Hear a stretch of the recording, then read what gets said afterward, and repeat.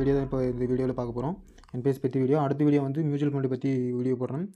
நான் life long wealth create பண்ணணும்னா இந்த 3 இதுலேயும் கரெக்டாக இன்வெஸ்ட்மெண்ட் பண்ணால் ஏன்னா சேஃப் தான் எல்லாமே full and full. Market risk எதுவும் இல்லை. மியூச்சுவல் ஃபண்டில் மட்டும் தான் மார்க்கெட் ரிஸ்க் இருக்கும்.